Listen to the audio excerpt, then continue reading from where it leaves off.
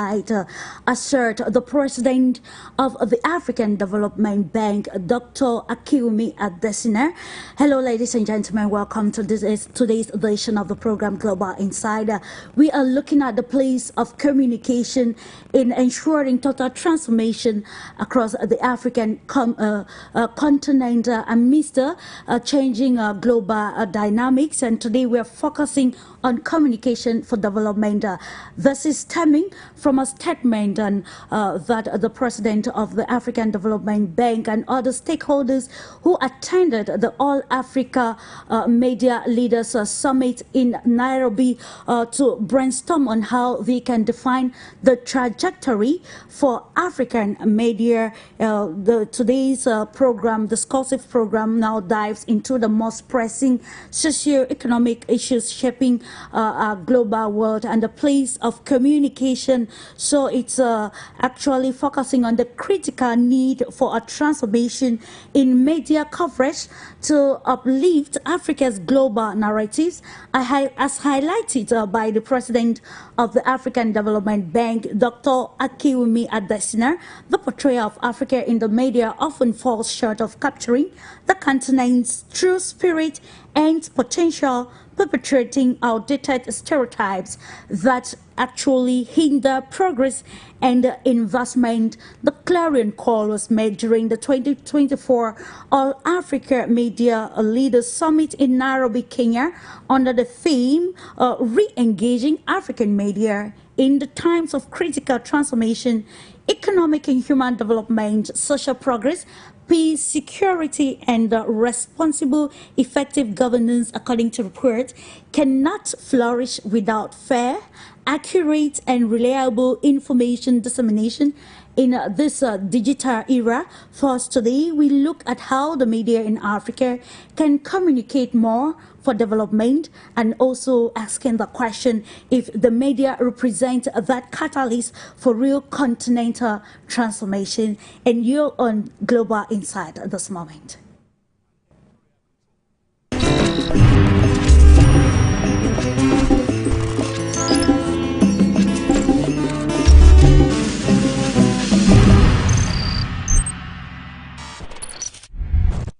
Welcome back. Is the media the catalyst we need for real continental transformation in a state of multilateralism? How can the media in Africa communicate properly to bring the African perspective to the global stage, and of course ensure that this communication transcends into real development of every sphere across the continent? Welcome once more.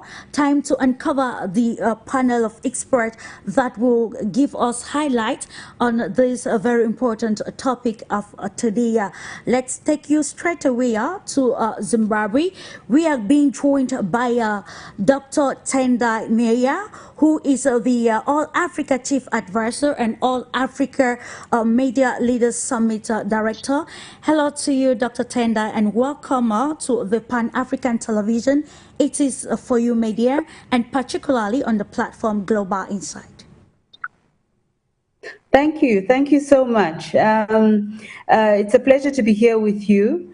We were very, very honored to host Dr. Adesina at our All-Africa Media Leaders Summit, where we had 48 countries' media leaders represented there to discuss how we can strengthen media to play its critical role in development in Africa. One of the most important things that Dr. Adesina said was the fact that we can now put a dollar sign on the importance of a positive narrative for Africa. He said that $74 billion is the amount that is actually spent on paying a risk premium on interest rates because of the risk that is grown and perceived from negative reporting, the old stereotypes. So this was about how do we portray a positive narrative for Africa that can allow us to be able to build our continent from a solid base.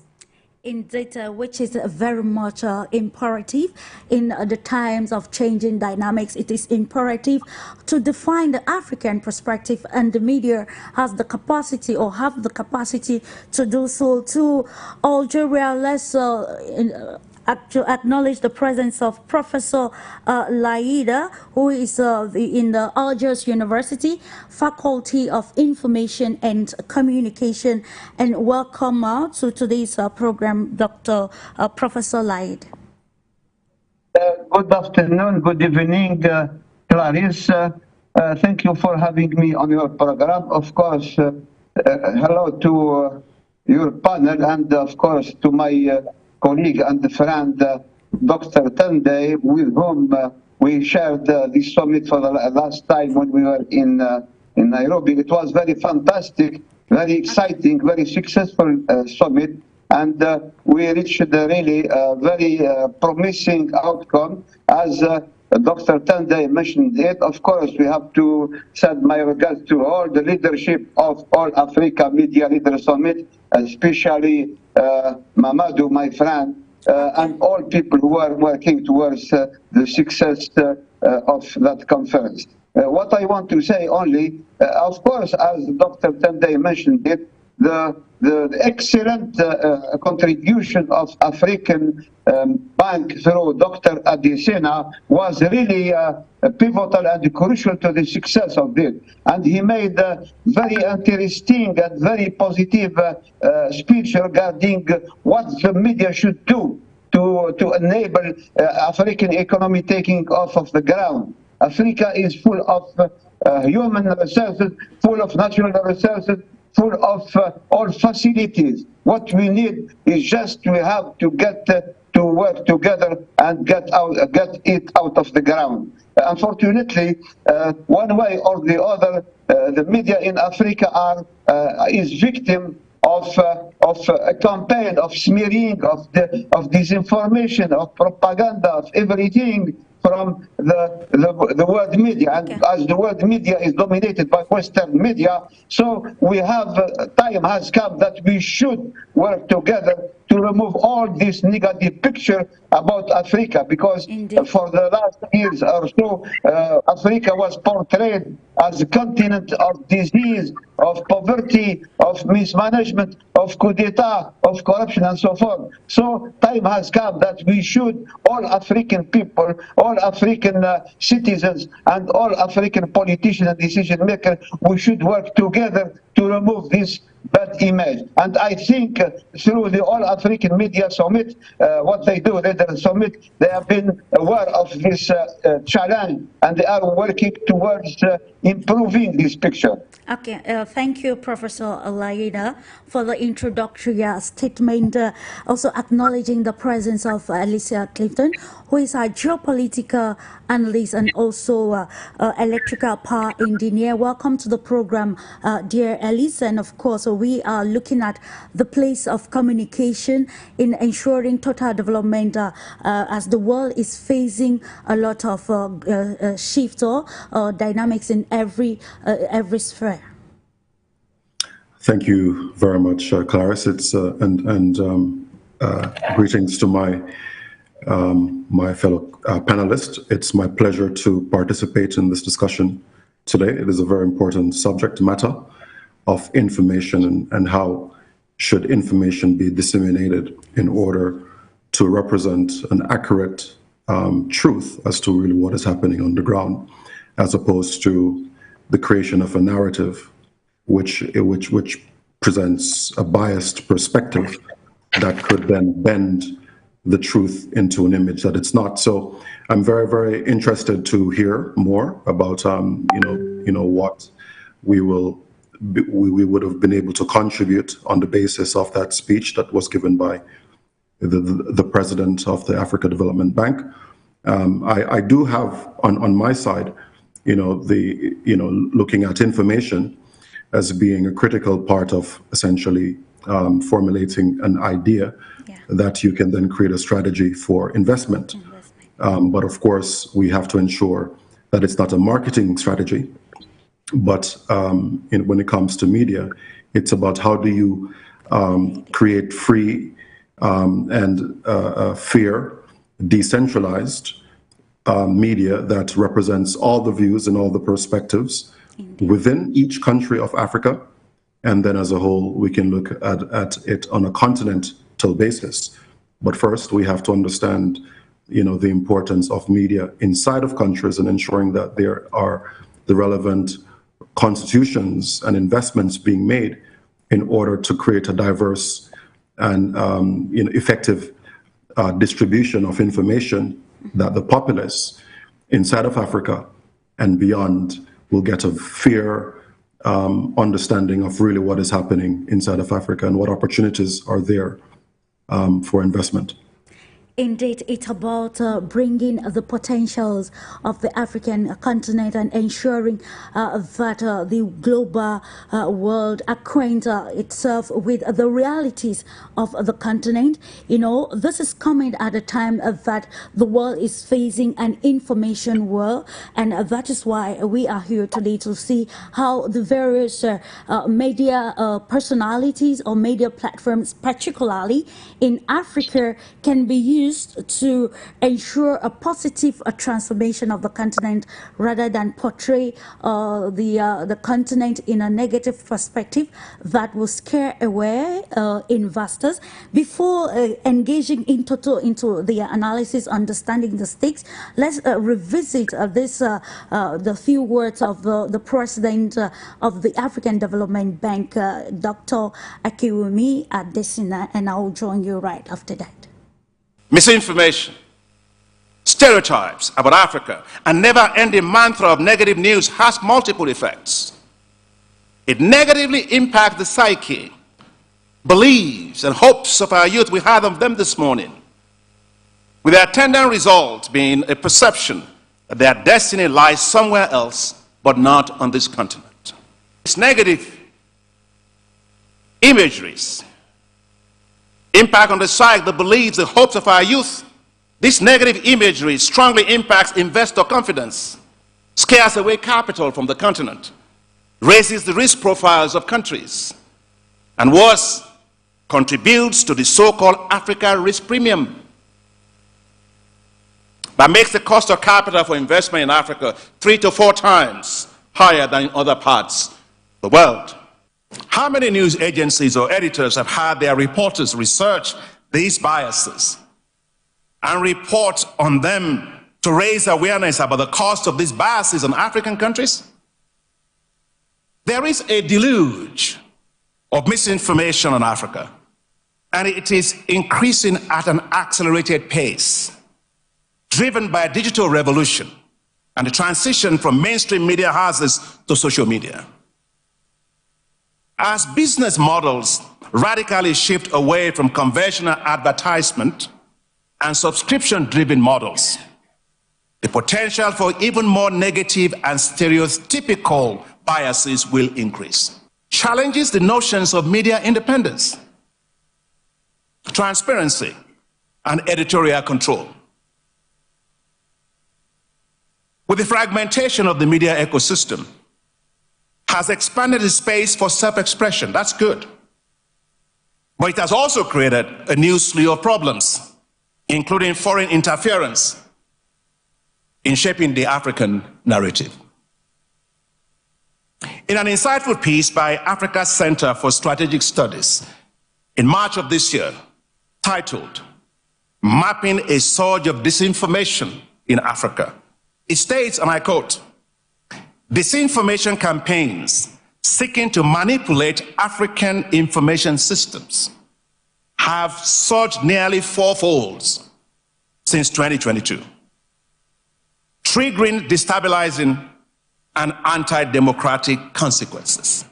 End of quote. Dear friends, this rise of disinformation has been linked to efforts to influence and model up political discourse,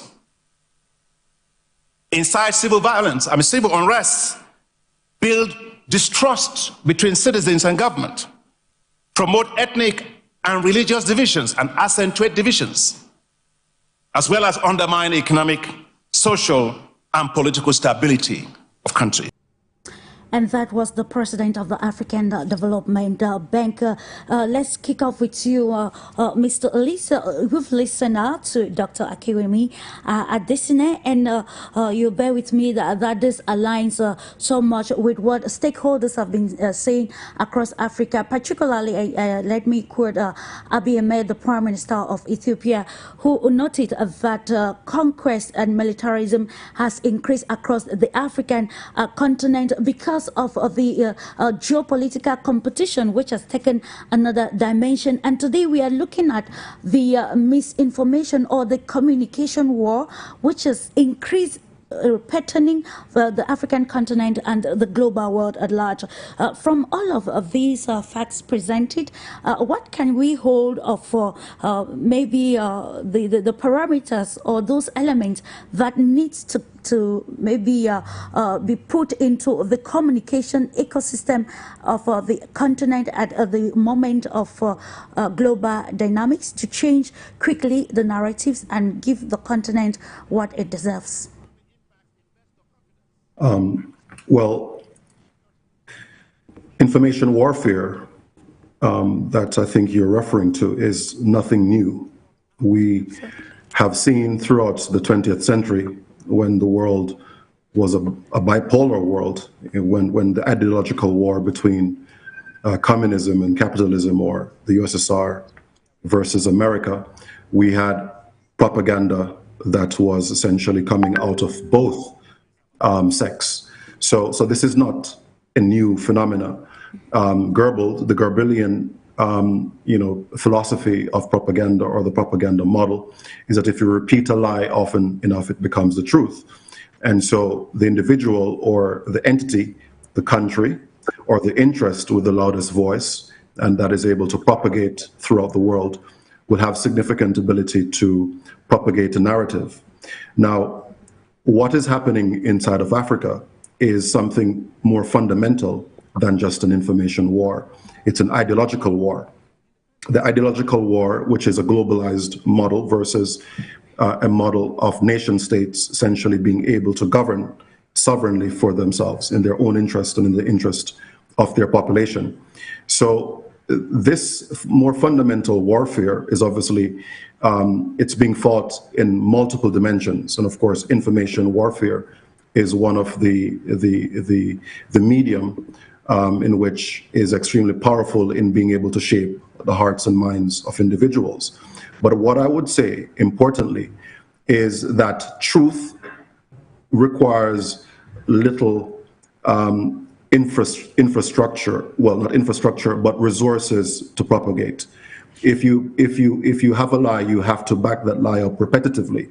But what is really important is to ensure that information that is a truthful representation of the scenarios on the ground, especially as pertaining to sovereign governments and what their agenda is for development of their own countries, that they're able to vocalize in an effective manner the information to their populations on the ground, and ensuring that the populations of the ground buy into whatever that strategy is that the government wants to propagate as a part of its mandate, and to ensure that the relevant then institutional and economic environment is created that can essentially create good business. Now, this talk of loss of revenue or investment as a consequence of propaganda, yes, it's a phenomena and it is true. Yeah.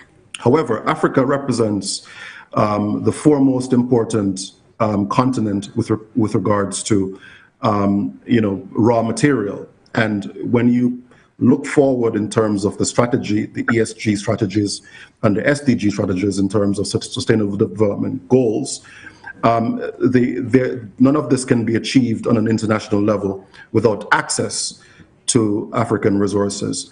So it is really a case of that there is demand for African resources, but I believe the onus is really on African governments to create an environment that is investment friendly, and then gives itself the megaphone that it needs, like what we see happening in Rwanda. Rwanda is a very small country, but it is in terms of percentage for the investment, it is fourth after South Africa, Morocco, I believe, and another. So what has happened in Rwanda?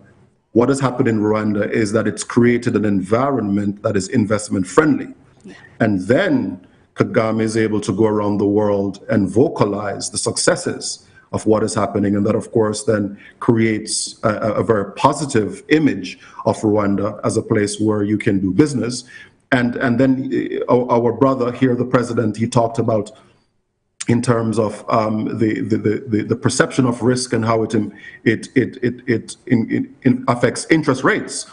Now, I say that, you know, you can talk up Africa all you want, but without dealing with the aforementioned things that I've mentioned in governments taking the responsibility in creating a very friendly environment for investment, it's then a marketing strategy. And then does that mean, therefore, that the narrative that is being created and propagated is a representation of the truth, that if I go there and I evaluate, you know, the risks for investing, you know, in developing like a power plant, for example, which is extremely cost intensive, will I be able to get a return on my investment? Or will the risks in terms of doing business in Africa be very challenging to overcome, and that will create cost overruns, and therefore it will affect my bottom line? And this is really very, very important. So I'll just stop there for the moment, and say that there are more fundamental things that need to be looked at and be considered. Yes, information is important, but let's look at the conduciveness of making investments on the ground in Africa. Absolutely. It's about the conduciveness, and of course, who are those responsible of showcasing the conducive environment for the continent that will attract development. Coming back to you, Dr. TENDAI, we've listened to the African Development Bank President and also Mr. Lisa, who have highlighted some very peculiarities as to the stakes involved as far as Africa environment and communication is concerned. And now with the All Africa Media Leaders Summit, and we see the media as one of those pillars that can help to ensure that the continent is being portrayed in a positive aspect. Now, how can we reframe now Africa's narrative, maybe taken from the declarations that we arrived at after the summit in Nairobi, Kenya? What are those major points or declarations that media personalities have arrived at to ensure that we redefine the narratives and see how we can make change the stereotypes, showcasing Africa's economic resilience and even innovation that will in turn attract investors?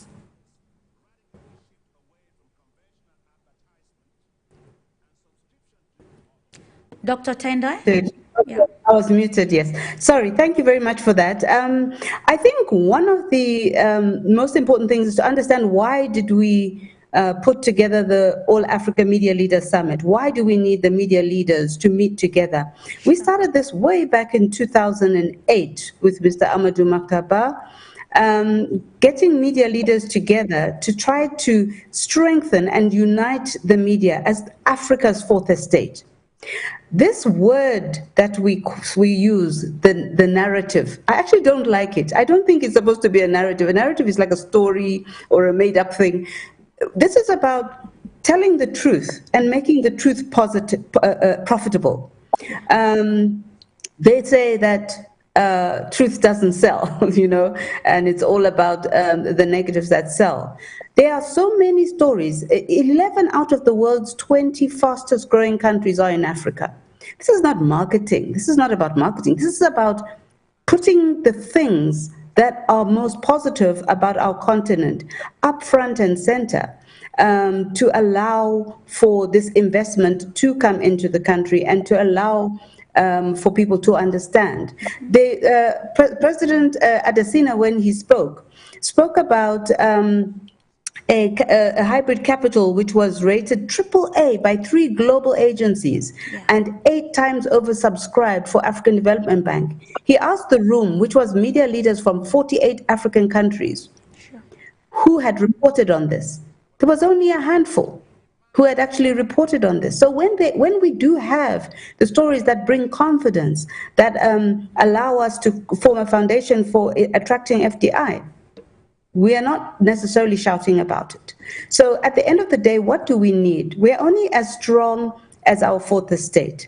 We need to be in a situation where we have a strong and sustainable media, even within nations, speaking truth to power and keeping everybody honest. The media should be our watchdog. But when the media do not have sustainable businesses, the disaggregated business models are creating a loss of income, they're becoming weaker and weaker.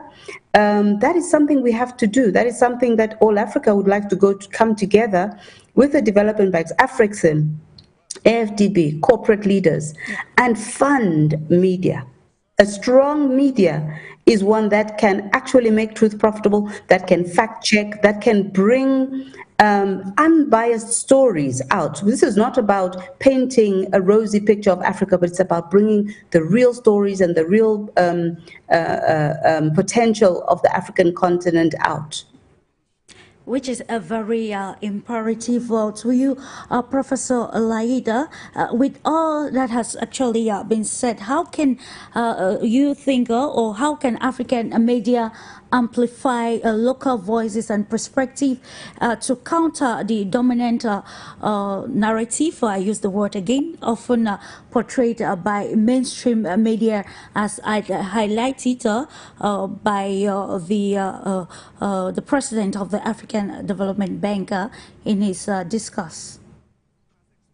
Well, I really appreciated the doctor's Akinwumi Adesina discourse. Very interesting and very promising, especially when it comes from someone who is leading the African Bank, which means now businessmen, now people from the finance are aware of the importance of the media by being supportive of the media. They knew that we cannot invest in a country where the media are not helpful, where the picture and the image of Africa has to be improved. That is to say, first of all people in Africa, and especially the stakeholder, whether they are journalists, whether they are doctors, whether they are directors, whether they are politicians, whether they are civil society, they should be aware of the importance of the media. The media is a driving force to improve the image of one country.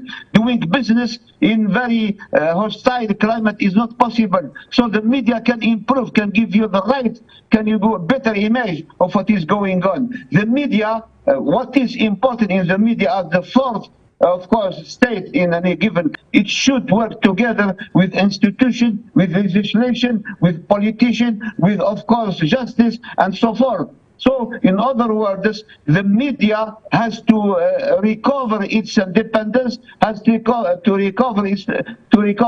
the audience and public trust. That's why the media should reflect the reality of what people concerned, people worries, people hardship, and so forth. So the media should be an arm to improve, to disclose all the wrongdoings, and to avoid, of course, if we do nothing, as of course Dr. Adesina mentioned it, Africa, unfortunately, is the media in Africa is still playing a marginal role. We have to accept that. That's why we should have our right. We should reinvest the world media, because the media landscape it's still monopolized and occupied by Western countries, Western institutions, Western information communication enterprise, and that's why they are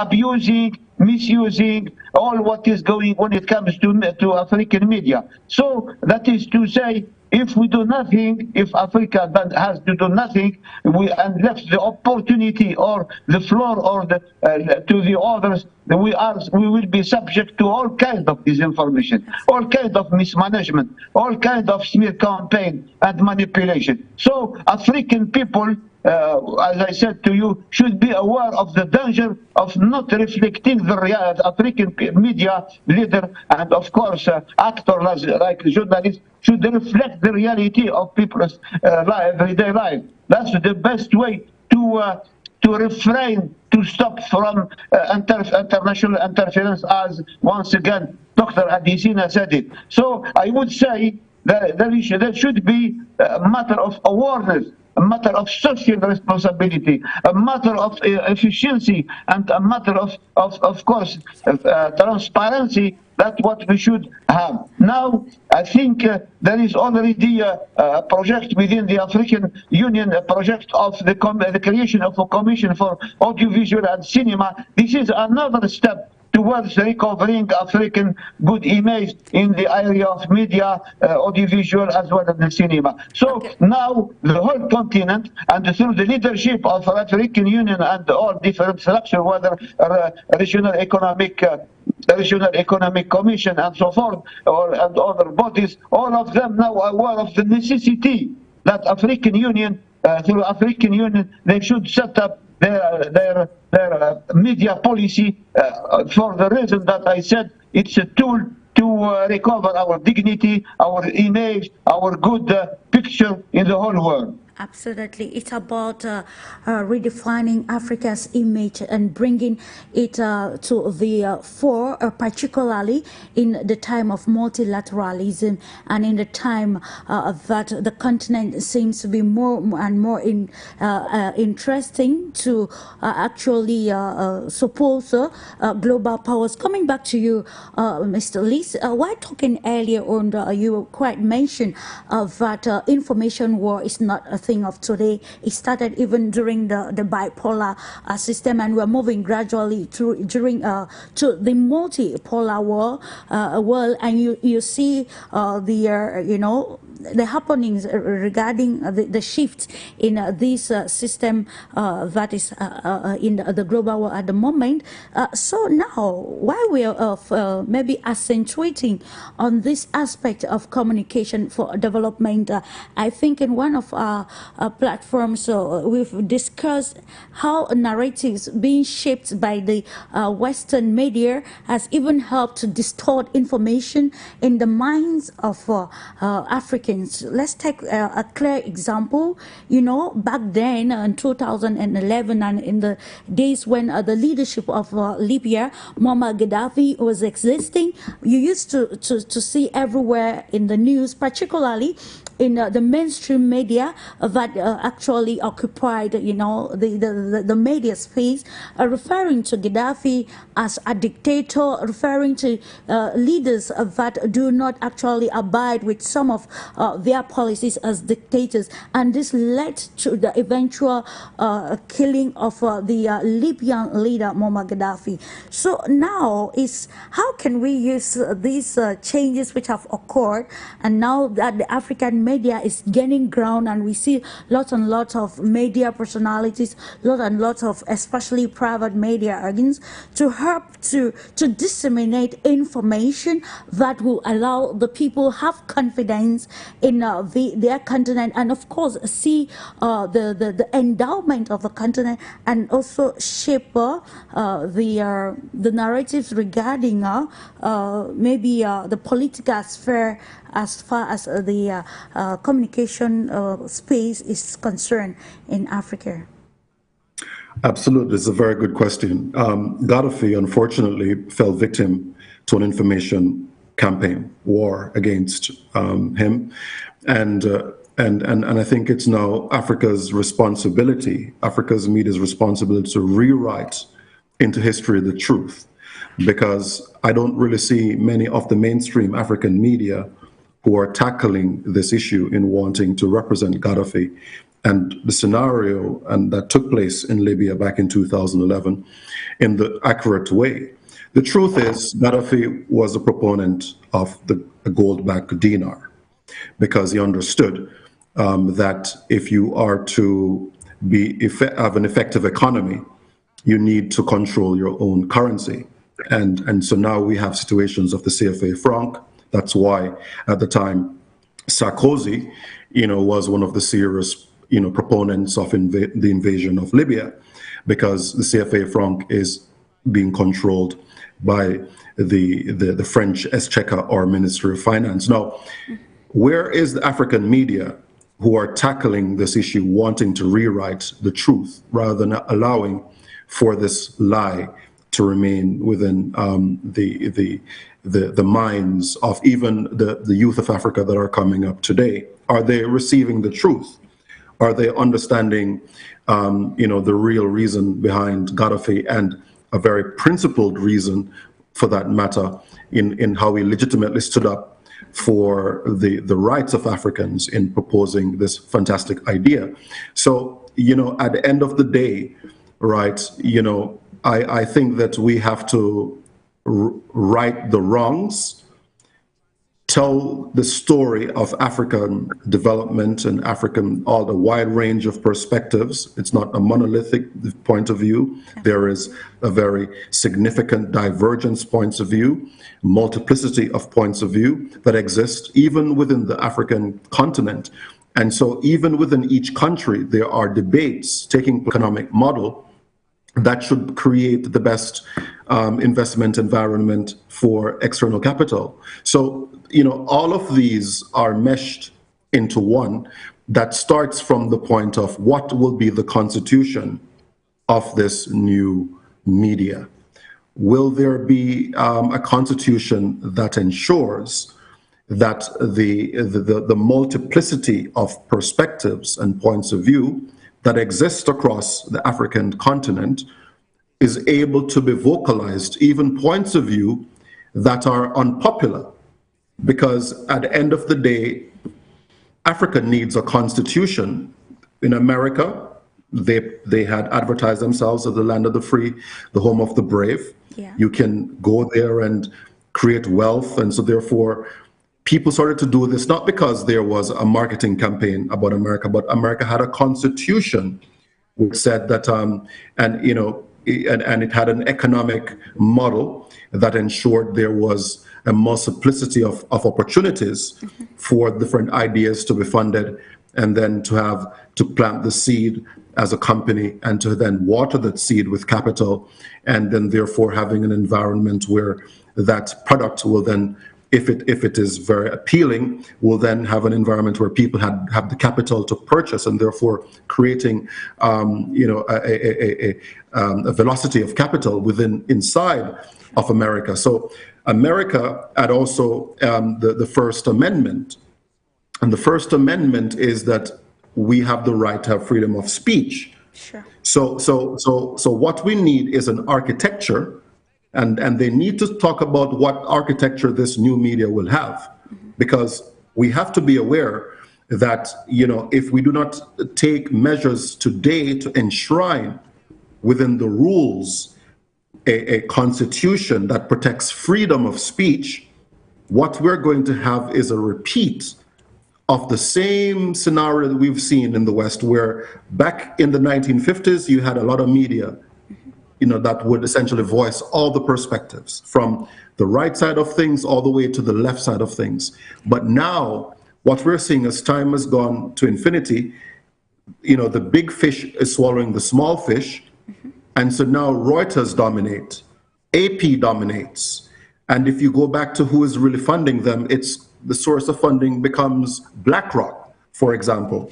And so what is really important is to create an architecture that is taking the best of what already exists, which is freedom of speech as an amendment, as a part of a constitution that upholds these values. Otherwise, we're going to repeat the same mistakes, and we won't have the ability to have the divergence and the diversity of perspectives that exist even throughout the African continent. Okay, of course, it's about accentuating on the positive aspect of media plurality. Dr. Tendai, you know, we are looking still at the All Africa Media Leaders Summit, and how they can work in collaboration, you know, media stakeholders work in collaboration with maybe African governments to ensure a balance and a more conducive ecosystem that will permit the especially private media institutions to communicate for the development of the African continent. You know, the media is a watchdog, and media institutions also engage in monitoring. And now, given the fact that most media organs in across the African continent, some of them fear that they don't have the leeway that can help them even to check some of those decisions taken by politicians that in turn impede the transformation or development of the continent, impede the foreign direct investment and other aspects that could help to portray the African continent in a positive perspective, showing the true realities on the ground. Now we are looking at the point of compromise or collaboration between media practitioners or media owners and the governments of various countries across the continent to bring a common and conducive ecosystem for practice.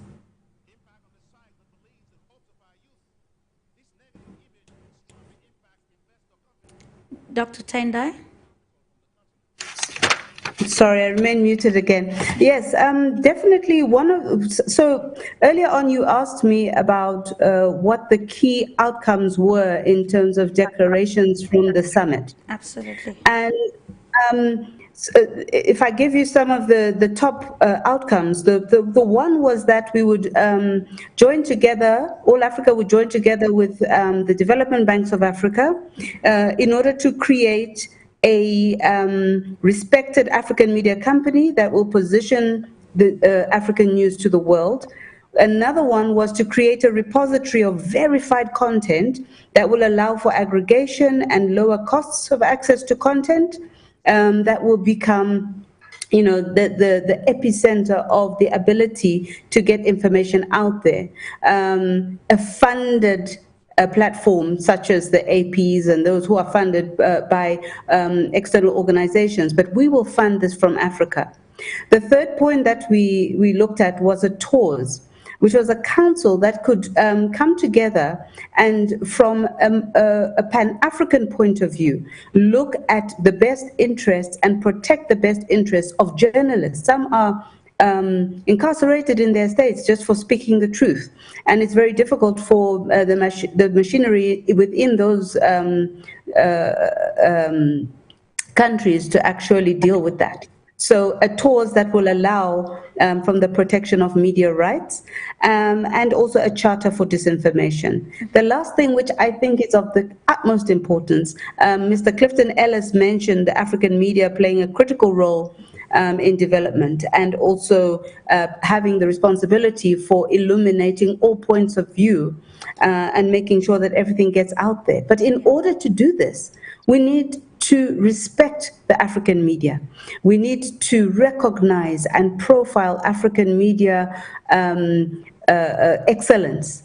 And one of the things that we did at the Media Summit was to have an Excellence Award, a great gala event that recognized lifetime achievement awards for people like Dr. Sam Amuka, who founded the Vanguard, people like Afif Ben Yedder, ICB Publications, who have done wonders, people like Mr. Patrick Kwako, who have done wonders for the news. We also need to celebrate that. And one of the things Dr. Adesina did say in his speech as well was that he would be behind that. He would make sure that people are celebrated and encouraged. Excellence is recognized.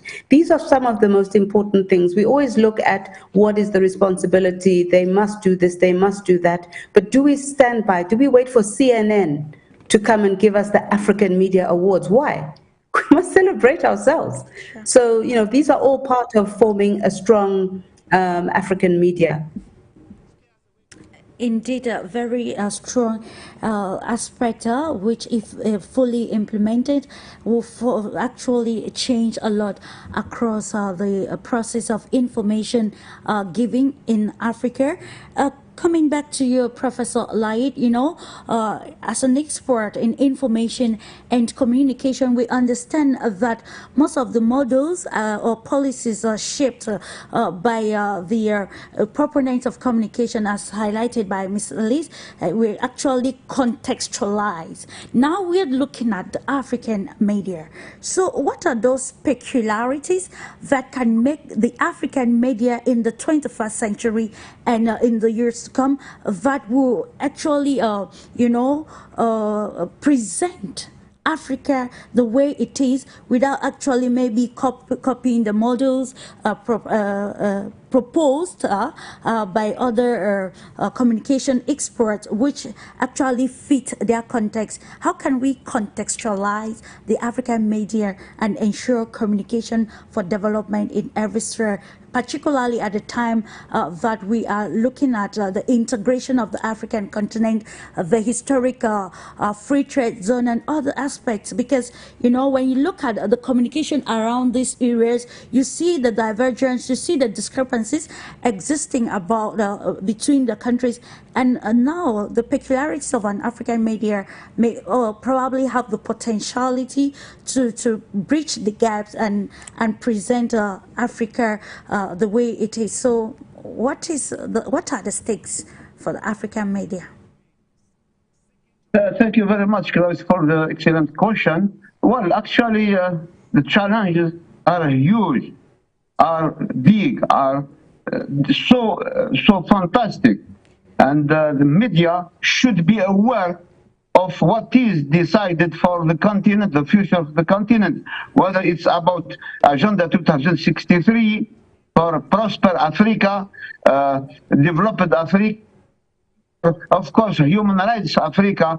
So also in addition to this fantastic and promising Agenda 2063, we launched already 2 or 3 years ago this African Continental Free Trade Association. This is again a very revolutionary project that really will remove all the obstacles that enable Africa to take off the ground and to be a strong and efficient, with an efficient and strong economy. Then they have another, of course, major project. It's about the free movement of persons. So we expect in a few years there will be one single passport for the African people, and therefore we have a lot of exchange of goods, of items, of persons. So this revolutionary project thought and developed and conceived by politicians at the African Union body, media should be aware and should take on by promoting this, because this is that's this kind of project, and very revolutionary one, will for sure remove all bad thinking, bad image of Africa in the world. Now, so many countries now, so many big countries are inviting Africa for different summit. I give you an example. We have summit between European Union and Africa, summit between, of course, Russia and Africa, China and Africa, USA and Africa, Japan and Africa, Korea and Africa, so many, Turkey and Africa. So there are so many countries in the world are considering how to invest and how to be present within the continent, because they knew this continent is full of, it has a lot of potential, whether human potential or mineral potential. So Africa, the media should be aware of the importance, should be promoting our own forces, our own capacity, and more on the top of that, we should think of an efficient business media model. What is it? It's not. There is no question of. There is no discrepancy or contradiction between private and public. On the contrary, both of them should work together, but bearing in mind the social responsibility of each of them. So that is to say, the media have to invest, have to be reflecting the reality on the ground, have to be close to people's worries, but also have to go in between the public and the leadership, between the governed and who are governing. So we should remove all these bad picture and stereotypes and question of manipulation and hegemony or monopoly. Now, Africa now is a continent of future. We moved from Afro-pessimism to Afro-optimism. There is a renaissance of Africa. I think we don't have to miss this opportunity. Whether you are a journalist, whether you are a student in information, whether you are director, manager, whether you are a politician, whether you are a stockholder from social society, civil society. Sorry. So it is important to say that we should now consider the media as the tool to revolutionize the approach towards Africa. Africa should reconquer, should reappropriate its legitimacy, its liberty, and its strength by its own people. I would say, if we say so many things, African people should be, African problem should be solved by Africans themselves. We should now say that to promote African media, it should be done by African journalists, African media professionals. That's what we don't need any narrative from outside the continent, because as just Dr. TENDAI said, we don't need any other company like CNN or other. We should have our own media, our African news, as it is the case in Euro News and the BBC and so forth. So we should think in terms of locally to promote local media as well, national media as well, territorial and continental media. African media has adopted so fantastic, so revolutionary project, but this project should be accompanied, that's what I want to stress, should be accompanied by a huge, very big and very promising media outlet. Thank you. Indeed, it's about having a globally respected media platform for the continent Africa. Let me get back to you, Dr. TENDAI. You know, the question you responded to earlier on that accentuated on the declaration of the All Africa Media Leaders Summit and how they can work with the government. Now, there is an issue. We want to look at the availability of personalities, particularly political stakeholders, to comment to the African media organs, you know, wanting to write the real stories of Africa that will portray Africa in a positive perspective, like you've said, and the president of the African Development Bank highlighted. We also need stakeholders, and now the role of the journalists and media organs. How can we manage to solve this issue that most of the times politicians or even stakeholders that have vital and valuable information, that if the comment on African media platforms, it will help to also you know, continue help the media to continue communicating for development and presenting the right stakes the way they are. So it's a whole lot of problem that you see with the African media and African journalists face, because you can see president talking freely with the so-called Western media, but it becomes difficult for an African media to come in contact with these major stakeholders that will help them to go well with their day-to-day activities of news giving and changing perspectives across Africa. Yeah, I think I go back to the point I made about creating a level of protection and unity across African media, which transcends the borders and the political tensions and partisan kind of activities within countries. One of the things that the All Africa Summit has always tried to do is to close the gap between the media and the governments.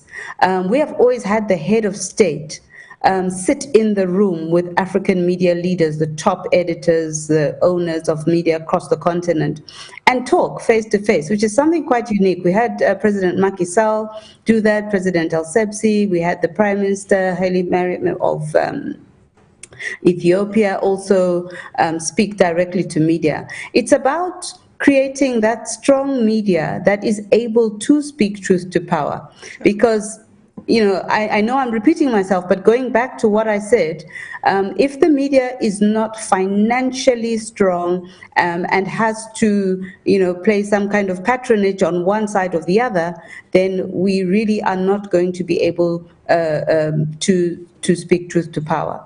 So I think that the strengthening of the media houses is the utmost important thing in terms of capacity building, in terms of using technology, in terms of having a central news wire that carries all the news, that moves through without fear, without favor.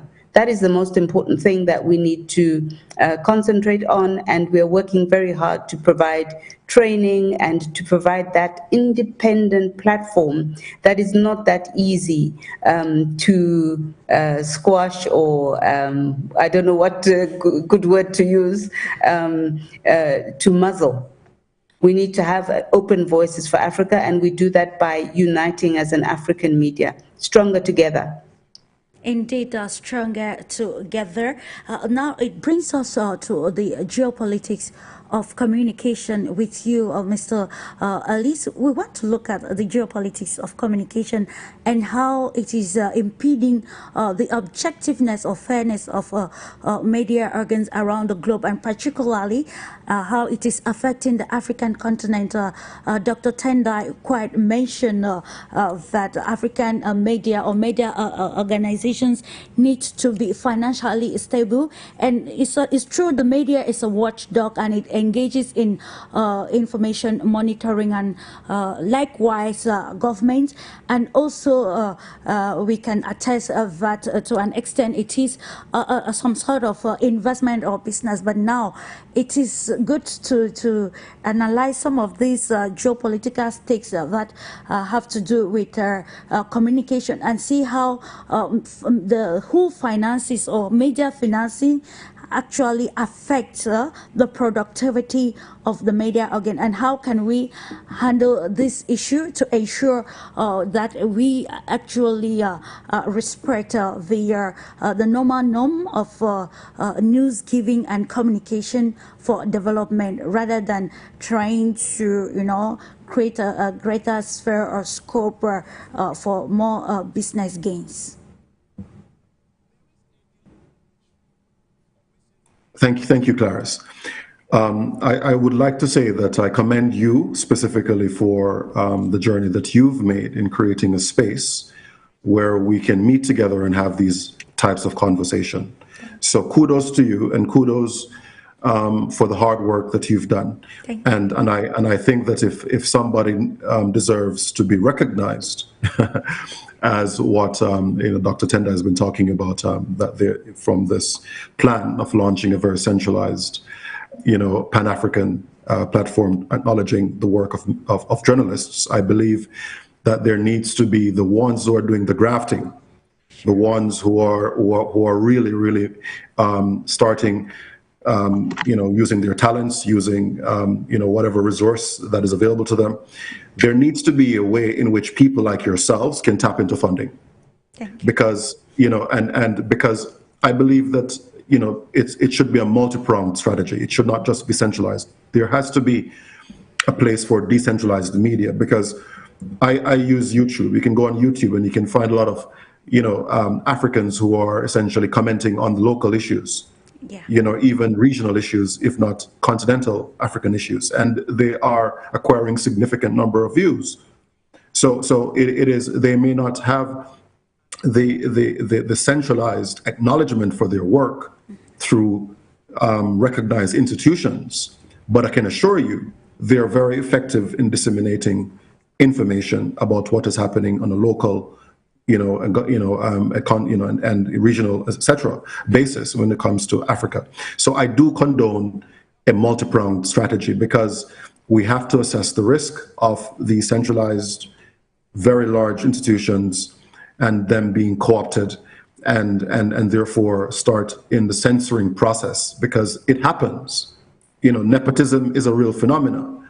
If a journalist starts, who represents, of course, the Fourth Estate, starts to rub shoulders with a president and all of these things, then before long, they're friends and will that journalist be comfortable in writing a piece that is not so attractive because, after all, he's now my buddy.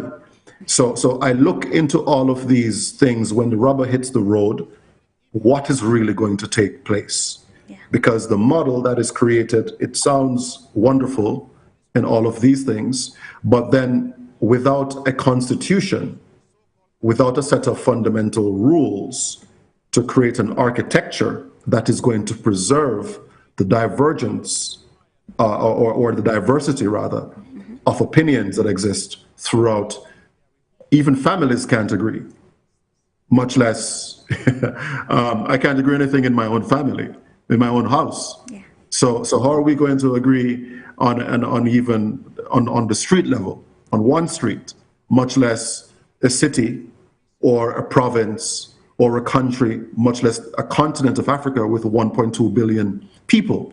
Yeah. We have to understand that there is a lot of opinions, and these opinions must have a platform, even if it's unpopular, for being to be vocalized, so that because that is how you have checks and balances. Yeah.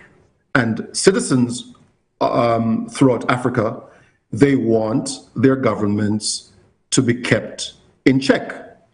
They don't want to give them carte blanche and then to have a Fourth Estate that effectively becomes a propaganda arm of the actual government, which tends to happen. Go throughout Africa. You will see, whether it's South Africa, there are media supporting a more liberal agenda, and they're very, very much, partisan.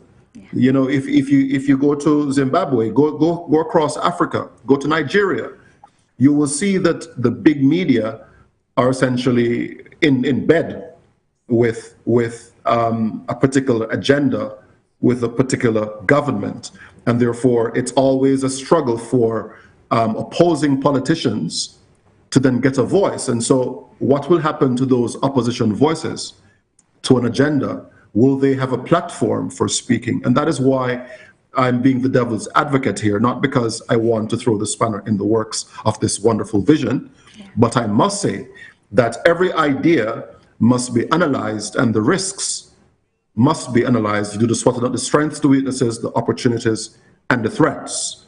And then you say, as time goes to infinity, what will then happen if we were to have this model that does not have a constitution, which essentially, which emphasizes the need for free speech? And so this is really, I'm sorry, Clarice, for my divergence from, your question, but I felt impressed on myself to kind of state, it's not because I want to be a contrarian, but I can see challenges ahead with this particular model. Thank you. It's okay. The essence is to have an understanding of the stakes and see how we can address some of these impediments, some of these obstacles to a free media across the African continent. Still talking about what is suitable for the continent that will help to analyze. Professor LAEED, you may want to comment on probably the geopolitics of communication, being a communication, information and communication expert. and the issue of financing and how this has helped to maybe derail information given across the African continent that, for example, some pundits hold that most media organizations do not actually communicate for development, but rather communicate areas that suit their interest. Well, I think what the African government overall should do, they should constitutionalize the concept of freedom of the press. That's what Algeria has done. And I think, therefore, nobody will come, any government will take over, will not, manipulate the freedom of the press. Overall, throughout the whole world, well, now so many international governmental organizations, especially from Western countries, are depicting and distorting the truth of freedom of the press in Africa. And they are always, ranking them in the last row in the ranking process. So I think what I want to say, first of all, we have to be very careful about the concept of freedom of the press. And of course, this freedom of the press concept, as you put it rightly in the very first beginning of this conference, in this webinar, we have to take into consideration the political, the economic, the social, and the cultural context in which the media operate. And therefore, we have to think in terms of contextualization and appropriateness. In other words, when it comes to geopolitics, now in the global map, in the global political map, Africa has a future. And this future is because we have 55 countries in Africa. We have over 1 billion inhabitants, without mentioning, as I said, the human potential. Beside the human potential, we have the material, we have natural resources, and so forth. And so many great power in the world now are coming to Africa. They want to get profit from Africa, to benefit from Africa. So time has come for the African countries overall, and especially for politicians and decision makers, that they should give enough room, enough space for the media to check, to monitor, and to find out, to check and balance what is wrong, what is right. Don't let people, don't give space, I would say, or the opportunity for international community, international non-governmental organization to interfere here, because of lack of efficiency and lack of democracy and lack of liberty. That is why on the global map, on the global political map, as I said, Africa is the future, the continent of the future, and therefore, with our support, with the leadership from the African Union and all different bodies, whether at the continental level or regional level or within each government, we should give enough space, enough role, enough room for the media, and we should leave we should give the media this opportunity to reflect the reality. The media should work together and should be having this role of mediation, of going between the public, the audience, the society, and those who are in power. This is the only opportunity that closes the door for all media from the outside world which want to interfere. So it is important that Africa, the continent of Africa, is supposed to play a key role in the world affairs. And as I said so many times, what is happening now in the Middle East, in the war in Gaza, or in the war between Russia and of course Ukraine, Africa is having a third position.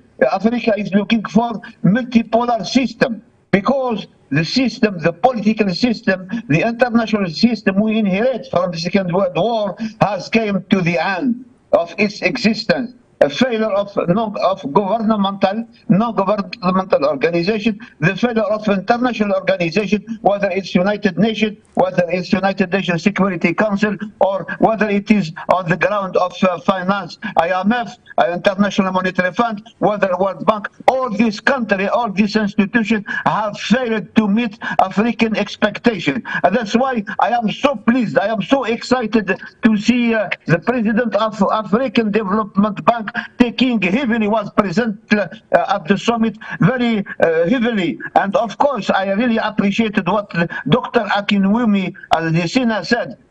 His involvement, his personal involvement is source of interest, source of optimism that the media will be really supportive of the development and enable the continent to take off the ground. Indeed, the media has a bigger role, or have a bigger role to play as far as ensuring the total transformation of the African continent. It's about to help shape the ideas, especially along the endowment or the how friendly doing business can be in Africa to boost investment. Now we continue to look at the place of the media. We cannot go without saying that the advent of the Africa media, where you see Africans owning media organizations, have actually helped to check some of the biases that we used to have on Africa. I would take the example of the liberation of former Ivorian President Laurent Gbagbo and Charles Blé Goudé, and of course these are some of the the accolades that we give to the African media. It was thanks to the numerous analytics and of course how the African media became very conversant with the lapses of these organizations, and we continue to see some of those the aspects happening in present day society, opening up the African mind. Now to back to you, Dr. Tendai, to try to bring more or give more weight to the Africa media in solving some of these problems across Africa and changing its trajectory, especially in the economic perspective. What are those right parameters that we can use to, or the tools that can make up Africa's or information diplomacy or communication diplomacy in the times of multilateralism, to ensure that it brings Africa even more closer at the international arena? Well, I think this conversation is incomplete without really looking at the role that technology can and will play. We've looked at technology in terms of the way that it allows, has eroded business models and created monetization challenges for the media. But when we look at it as well, it is democratization on the positive side. One thing that we brought in the All Africa Media Leaders Summit was a metaverse. So everything that we did was projected on the metaverse. Anybody could join, anybody could attend, anyone could walk around the summit venue and listen to any of the deliberations that were there. President Ruto was unable to attend, but we had him attend anyway, because we created an avatar. Yeah. And he was in the room and was able to answer questions. So we just put him there. So, this is something that cannot be persecuted. One of our participants, Mr. Mamadou Touré from Ubuntu Tribe, has created something called the Mediaverse. And I believe that this is the way that Africa will connect, as you say, to the rest of the world on a very equal platform, because it allows for each person, anybody who is in media to enter into media and monetize whatever they have to put on that platform within certain parameters. This platform allows for total freedom of speech and protects the content creator. I know we have had cases, for example, you can use an example in Nigeria where they decided, okay, this whatever is being said on this platform is not in the best interest of the Nigerian government, therefore we are banning Twitter. Yeah. Sorry, I can't call it X because I don't understand what X is. X doesn't make any sense to me, and someone must tell Elon Musk that it's Twitter. Little bird is good. Even Dr. Adesina said the bird is good. I agree. Anyway, so you can't ban Twitter. You can't ban a mediaverse. You can't ban a metaverse. And you don't need resources to be able to put on there. What you do need is to be able to follow the guidelines, as Mr. Ellis said, that allow you to make sure that you have fact-checked, that what you're saying is authentic and what you're saying is unbiased. And at the end of the day, you can then monetize on there. So at the end of the day, technology, I think Africa has often lagged in technology and then leapfrogged to the latest technology. And I'm hoping that this is again what we will do.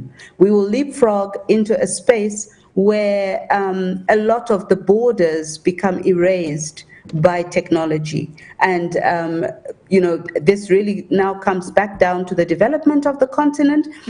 People, of course, we have the natural resources, we want investment, but in that investment coming in, we want to see development that we can get every single person, there's 1.2 billion people, connected. Connected to the internet, and that is where the democracy and development will really jettison. And we need the scope as soon as possible so as to benefit from the global changes. Mr. Ellis, coming back to the point, we're still trying to understand, you know, some of the political rhetorics that we find behind the world of communication. I'm talking here about, you know, listening to all the analysis of that you and the other export have actually presented, patterning our topic for discussion. We want to try to look at those areas where we can actually bring about understanding or a compromise that will help transcend all that has been said theoretically into, you know, living the practicality of it. And I think that's where the objective is made. Now, you know, we're talking about the plurality of the media, and we're projecting Africa at the international arena in, you know, its multipolarity. Now, the fact that, you know, to be able to derail, you know, the audience or the population from getting the right information, you find government actually censoring some media organs, even putting a ban. For example, let me take a simple case which actually is out of the African continent, but we're looking at the conflict between the Russian Federation and Ukraine. Countries in Europe, particularly, you know, Poland and other areas, countries in, especially in the European Union, in their respective nations, you understand that there is some sort of media censorship or banning that block or set a block or an obstacle for the population to abreast the real situation on the ground. How can we actually maybe contextualize this in the aspect of Africa and see how, when such maybe decisions taken by governments go a long way to distort the information that the population actually have, or the ideas pertaining the real stake on the ground, and how is this affecting the population in the decision making, and even in the portraying the continent in a positive way? I think the war between Russia and Ukraine is a clear case where you have governments who want to hide things, you know, and it's not new. Governments like to hide, you know, the things that they do in which they know the public will not support. Because I'm sure if these countries in Europe and in the US had represented the truth about the Russian-Ukrainian conflict and bring it back to its original inception, 2014. Viktor Yanukovych was toppled by the CIA. So it was a putsch, it was a coup d'etat. And so, they had to hide this because they had an agenda. And this is a clear example that whenever you have governments that they have, sponsors who want to undertake certain operations that will not receive significant support from their local population, they must hide the truth. And so this is something that we need to learn from any system that we implement in Africa. We must understand the risks that exist, that there will be parties or very powerful individuals that would want to co-opt. And that is why you need to have a constitution. And I keep on emphasizing on this because you need to have clear rules which determines exactly the parameters of how things go through the centralized institution, how it is filtered, how the narrative, and I use the word narrative because oftentimes it's neither black nor white, but gray. And, yet it can be created in a way that represents a black and white narrative. And so the Ukrainian conflict is rather gray. Well, it's turning towards black, unfortunately, in terms of the level of individuals that are dying, there, and my heart reaches out to them and to the suffering individuals there. But it's a conflict that could have been resolved a long time ago if there were a free and fair representation by the Western media, so that the agreement that they had arrived at, and I can't remember exactly, the Minsk agreement, which essentially would have prevented the conflict and would have ensured that the Donbass would have become autonomous or semi-autonomous, and therefore be able to vote through a referendum on whether or not they wanted to be a part of Kiev or to even be a part of Russia, which of course the people there are majority Russians ethnically. So unfortunately, we have these threats to the co-opting of the media to launch narratives or to twist the truth, manipulate the truth, not giving balanced and fair information about really what is happening from all the sides. And so this is a risk that must be taken into consideration as we think about what architecture do we really want. I'm an advocate. I'm an information. I believe that the free market, and we should not insult people's intelligence to decipher the truth. Yeah. And to say that we want to fact check individuals. I think even if you were to go and look at the fact checkers themselves are essentially controlled by individuals who would want to kind of twist really into a more favorable narrative that suits their interest. And so we have to be very careful. I think that in a time in which we've seen centralized institutions failing, that Dr. ZAGHLAMI mentioned earlier, IMF has failed, centralized institution. Why it's failed? Because it didn't have the right architecture, it didn't have the right constitution. The IMF and the UN failed. The World Bank has failed. I mean, the WHO has failed. The WTO has failed. All of those huge centralized institutions have failed, and they have deviated, I would say, from objectively representing their core principles, because there was not the checks and balances that was able to keep them in line. And so these are the things that I need to mention and emphasize on. I believe in the free market, and I'll close here.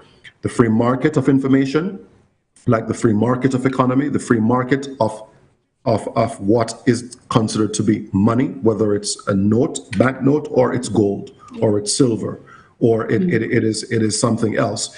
Africa needs to look on the complete menu and make a complete evaluation on the basis of sound understanding of the strengths, the weaknesses, the opportunities, and the threats. And based on those things, create a constitution that will allow it to implement the right model. And this requires a lot more discussion and a lot more thrashing out. And thank you for, starting out in this debate here. Thank you so much for that, Mr. Elisa. Let's end with you, Professor LAEED, by looking at the place of the African youth in championing this cause now in transforming, of course, the media. What do you think is the place of the younger generation actively involved in championing the cause?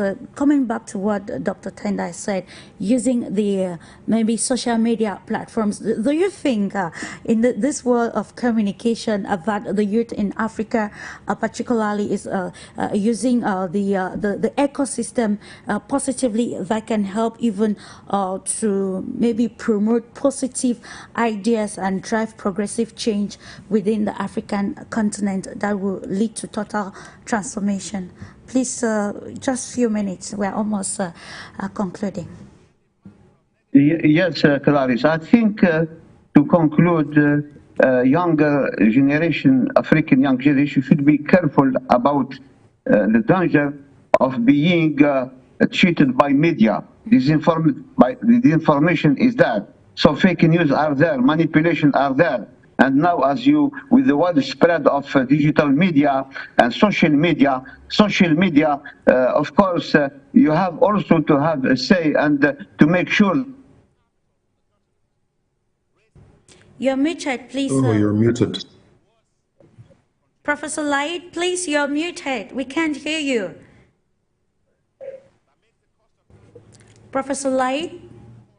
Please, can you unmute yourself? We can hear you. Your mic, pardon, I beg your pardon.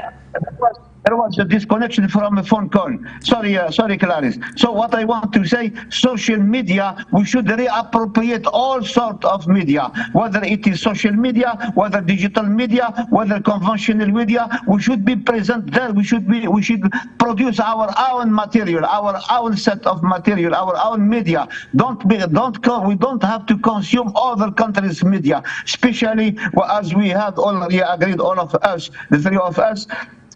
The system we inherit from the Second World War II has finished, has come to the end. Now Africa is now it has recovered its own independence, it has recovered its own sovereignty, and the sovereignty does not mean anything if we don't have a good command of our decision, whether it's in finance, whether it's in media. And I think I am so pleased and so delighted that Dr. Adesina have paved the way for the future of generation. And of course, he give us really a matter of what his discourse last 2 or 3 days or 4 in Kenya and Nairobi has give us a source of matter of optimism. And really for that, I am grateful to him and to all people and our friends and colleagues from the media who attended last week.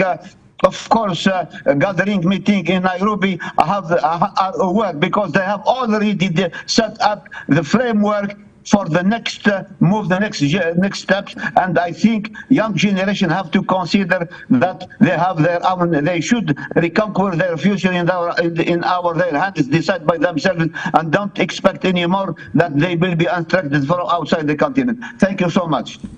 Thank you so much, Professor LAEED. And of course, this is taking us to the end of the program. I wish to appreciate you, particularly Dr. Tendai Mia, who joined from Zimbabwe. And for the first time on For You Media Africa, it was a pleasure having you.